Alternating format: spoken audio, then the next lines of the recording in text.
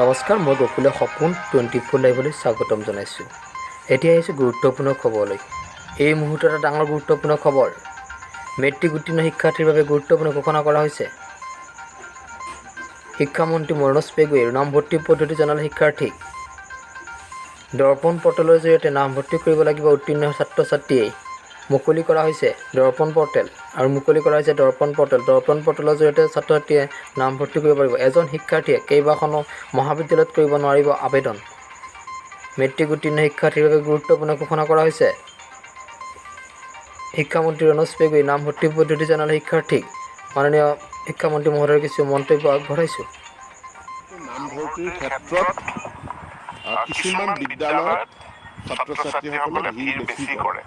এতেকে ইয়াক এটা শৃংখলাবদ্ধ প্ৰণালীবদ্ধভাৱে নামভৰ্তিটো কৰাবৰ কাৰণে দৰ্পণ পৰ্টেলটো আমি যোৱা বছৰ প্ৰয়োগ কৰিছিলোঁ আৰু যোৱা বছৰ খুব সুশৃংখলিতভাৱে কোনো ধৰণৰ অভাৰলেপিং নোহোৱাকৈ আমি নামভৰ্তিটো হায়াৰ ছেকেণ্ডেৰী এডুকেশ্যন কাউন্সিলে যোৱাবাৰ পৰিচালনা কৰিছে আৰু এইবাৰো দৰ্পণ পৰ্টেলৰ জৰিয়তে আমি নামভৰ্তি হ'ব আৰু সেইটো শৃংখলাবদ্ধভাৱে হ'ব। এজনে দুখন মহাবিদ্যালয়ত বা দুটা শিক্ষানুষ্ঠানত নামভৰ্তি কৰি এটা চিট ব্লক কৰিব নোৱাৰিব।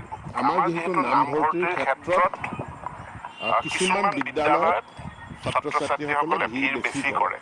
এতেকে ইয়াক এটা শৃংখলাবদ্ধ প্ৰণালীবদ্ধভাৱে নামভৰ্তিটো কৰাবৰ কাৰণে দৰ্পণ পৰ্টেলটো আমি যোৱা বছৰ প্ৰয়োগ কৰিছিলোঁ আৰু যোৱা বছৰ খুব সুশৃংখলিতভাৱে কোনো ধৰণৰ অভাৰলেপিং নোহোৱাকৈ আমি নামভৰ্তিটো হায়াৰ ছেকেণ্ডেৰী এডুকেশ্যন কাউন্সিলে যোৱাবাৰ পৰিচালনা কৰিছে আৰু এইবাৰো দৰ্পণ পৰ্টেলৰ জৰিয়তে আমি নামভৰ্তি হ'ব আৰু সেইটো শৃংখলাবদ্ধভাৱে হ'ব। এজনে দুখন মহাবিদ্যালয়ত বা দুটা শিক্ষানুষ্ঠানত নামভৰ্তি কৰি এটা চিট ব্লক কৰিব নোৱাৰিব।